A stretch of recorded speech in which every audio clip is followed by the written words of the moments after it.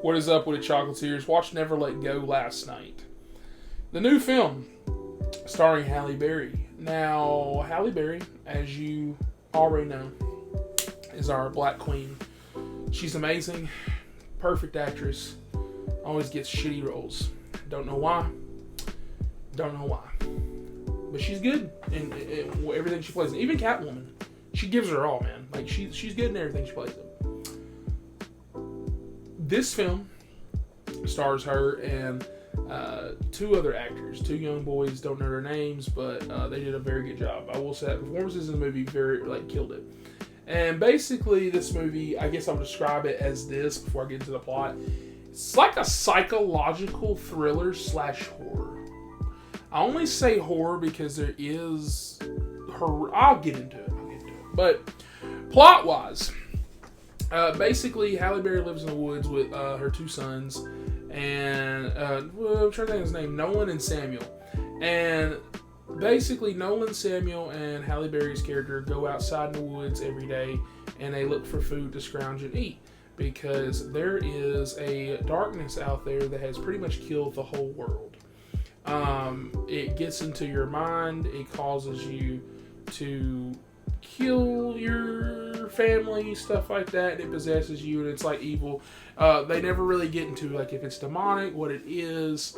So you never get any explanations like that. So if you want shit like that, you're not going to get that from this film. But the whole twist thing with this film is that as the plot goes on, as you saw from the trailers, her one son, Nolan, starts kind of doubting. He starts wondering, hey, is she fucking crazy? And there is no evil out there, and this bitch is just holding us hostage. And that's why I say it's like psychological thriller, because in the film, there's a lot of times where you go, there's evil out there. I saw that shit.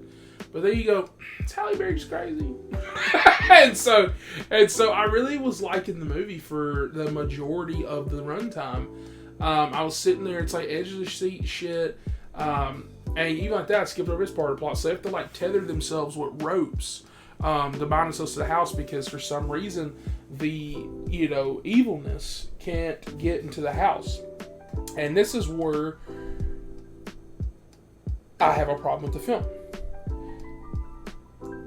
So much does not make any sense. So they pretty much like explain to you in like voiceovers by the son that the grandfather built this house, this and that. But it's like, okay, if the evil's killing, and once again, I'm not going to tell you if it's real or not. I'm just going based on if it's real, which means I'm a Halle Berry side right now.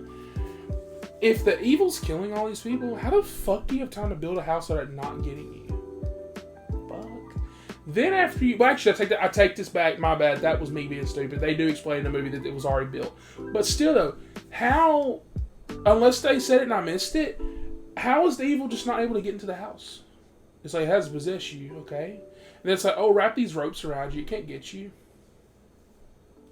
Why? They don't tell you. Why? Oh, it can't touch the wood. It can't touch wood. Why? Is it fucking stupid? And so there's so many like reasons in this movie where I go, yeah, Halle Berry's crazy. She's on crack. She kidnapped these children. I said, these aren't even probably her babies. And then as the movie goes on, right, you know, Halle Berry, that's another reason why I say I really like this movie. So she's the only person that can see this shit too. So he just really looks like she's crazy. Okay. But then there's certain things that happen in this movie you go, like the fucking meme where he's like, my boy from Once Upon a Time in Hollywood, he's like, there it is. And then you go, oh no, okay, she's not crazy. There is evil out there. And then for the very next scene, you literally go, oh no, she's crazy. Yeah, she's insane.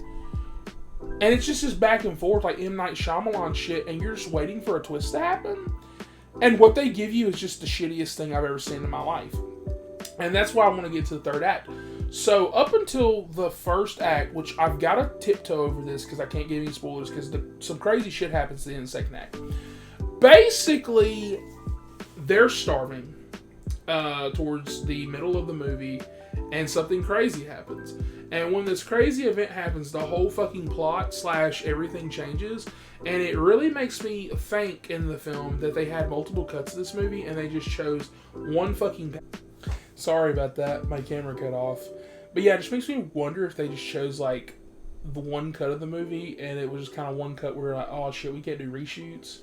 And so they just kind of went with that because the film makes a strong decision in letting you know, hey, this is real, or hey, this is not real. I'm not going to tell you which one, but they tell you. It's very verbal. It's a crazy twist, and you go, oh, okay, I like what you're doing here. They do some cool stuff. They have some cool things going on, like a little set piece. And once again, I'm enjoying this for the most part. Like, I'm about ending this movie like, okay, it's about an 8.5, 9. Okay. And they just ruin it. The movie literally ends with the most conflicted. I don't know. This is like some I gotta go look up an ending explain type bullshit. And I cannot stand that in movies. And once again, I watch weird artsy fartsy crap, whatever. I don't care if your ending's convoluted or not. But like in a movie where you're like, hey, this person's crazy, or either they're not, and you give me an answer on that, but then the movie's like, oh, okay, we're gonna end like very, very specifically be like, actually, you know how we just showed you this for 30 minutes? Actually, guess what? There's another twist. And you're like, oh, okay. I think I know what you're trying to say. And then it ends with and then a character says something. You go, well, wait a minute. What the fuck are we doing? This is so stupid. They really had me, bro. They really had me. And then they take a swan dive. I said, did they think this was going to be cool? Like, I just don't understand. And I also want to say that my other problem with the movie is that outside of all this creepy stuff, and I guess the third act, I would say, the movie's kind of boring. Like, the first part, I'm fine with, because, like, you're understanding what's going on, you're introducing characters, whatever, the world, stuff like that. And once again, it's pretty much these three characters in a cabin, for the most part, and they go out in the same looking woods, like from Twilight. And then, the third act, like I said, is different. But, like, most of the second act, I'm not going to say nothing happens, but it's like, I feel like you could trim 15, 20 minutes out of this movie, and, like, it'll be the same fucking movie. And, like, I don't know. It just is paced kind of weird towards the middle. It's almost like they're like, oh, we're trying to spread this runtime out. Like, it's like that how Walking Dead people complain. It's like, damn, Daryl's walking for 5 minutes. Oh, we gonna show that whole, okay, we showing the whole thing. Okay. Oh, we taking a shit. Alright, we gonna show that too. It's like that. It's like, you can skip this. Like, for example, the characters eat every morning. They show them eat every day. And I'm just like, I got it the first time we showed they ate bugs and frogs. At one point, they eat tree bark. That is important to the plot, because that's when I told you they start starving and a crazy thing happens. Those two are important. The other days they eat food, you didn't have to show me that, man. You didn't have to show me that. What are we doing? And it was just so weird.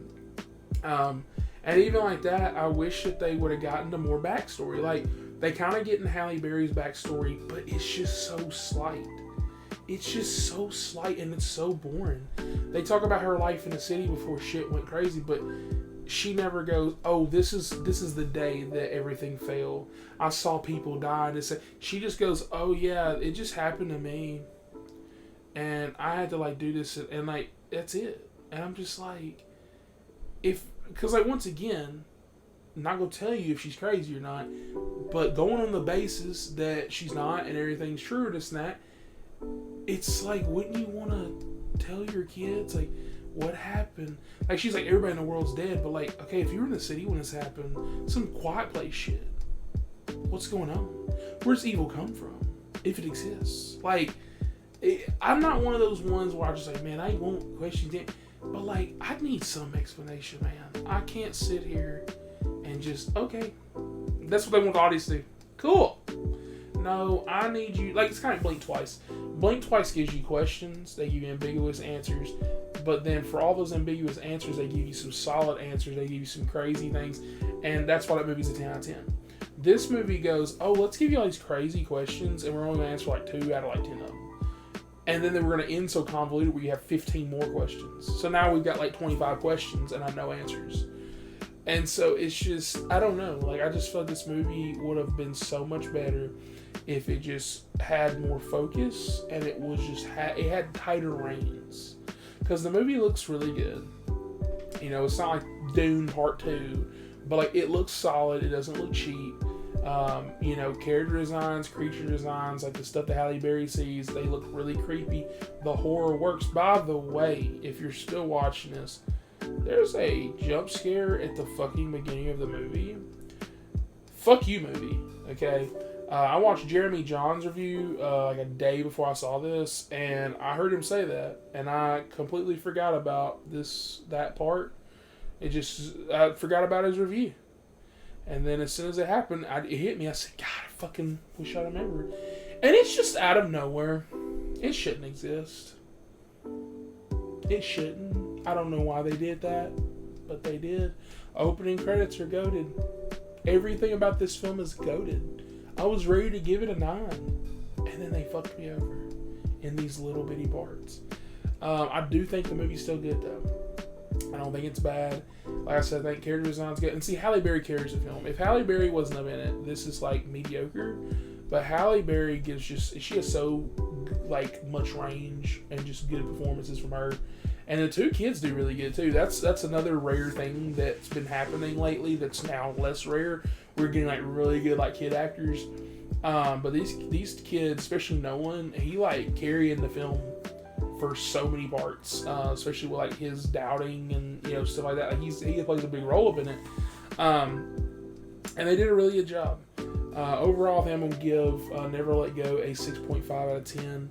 I think it's a solid film if you want to go watch something scary that's not, your Trap, your Beetlejuice or Substance and stuff like that. I can't think of other horror movies probably out, but there's probably another one I missed.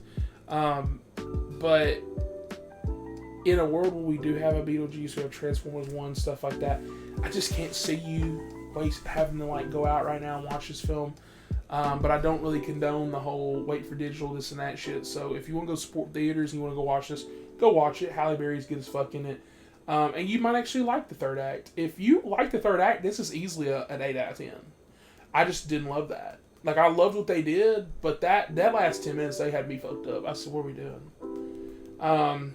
But yeah, Never Let Go. I wish they would have let go of this fucking plot because it got way too convoluted for no reason either. This is like a knockout of the park. Tell me if she's crazy or not, we do something with this. If she's crazy, okay, now it turns to a horror movie, we gotta get away from the mama. Boom. If she's not crazy, oh shit. Let's say these two kids are on the run because they're like, oh, mama's crazy. Uh-oh, I should listen to mama. And that's a journey about them getting back to her, trying to run away from this evil. Wouldn't that have been cool? No, they didn't have the budget for that though. We was stuck in the woods for an hour and a half. So, yeah, I Never Let Go. We should have let go of the plot. But don't let go of that subscribe button. Like, subscribe for more. And I'll catch you guys on the next one. Why are you asking all these questions? Mama knows. I love my popcorn. Movies, popcorn.